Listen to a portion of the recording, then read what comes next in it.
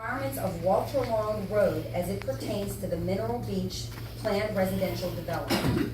So with this, Mr. Swed is going to explain a little bit more on the motions and the waiver request. Just to review the record, the request to do this Mineral Beach development was filed as a planned residential development under the PRD section of our ordinance. The PRD sections of township ordinances give township supervisors the ability to approve plans that normally could not be approved within a specific zoning district because more than one dwelling might be on a lot. They may not be able to meet the setback, side yard, rear yard, and so the PRD for multifamily dwellings recognizes the ability to be able to approve those types of developments. It has to be approved as a conditional use. That hearing was held almost a year ago, and conditional use approval was granted to NVR and the developer to proceed with the PRD development at that location. Now, at the time, we were just working with a general concept. The PRD statute then goes into final approval.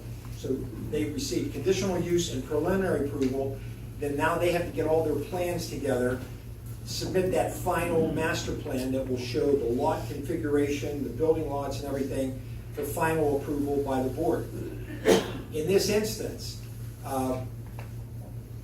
our engineer took the position that you have to get your HOP permit as part of obtaining the final master plan approval for the development.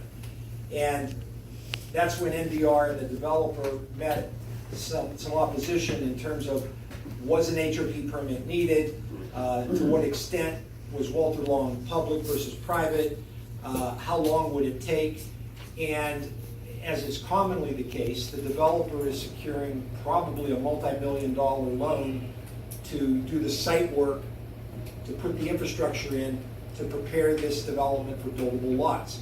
And the bank, once again, as standard, is saying, well, we want to put a mortgage on the property, and our collateral is going to be bona fide buildable lots.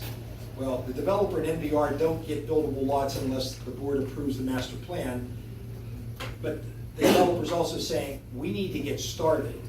We probably won't be building for 6 to 8 months. And it will take at least 6 months to get the HOP permit that will put us significantly behind the 8 ball, may very well jeopardize the development. This was brought to our attention 2 meetings ago. My office looked at the chain of title because Brian Holmes, or NVR, mentioned that our review of these indicates that a portion of Walter Long Road may very well be public. And the balance of it, admittedly, is private. And our plan is to, once we obtain the HOP permit, is to bring up Walter Long Road to township specs and standards and then dedicate it over to the township as a public road. PRD requires that it go on to a public road. And I've looked at the chain of title, and it's somewhat confusing, but I think an excellent argument can be made that a portion of Walter Long is public. So I don't believe there's any violation there, but pointedly, in the PRD ordinance, this board has the power to grant waivers to make it work, because you're pigeonholing something special into non-zoning district type dimensions. And that's why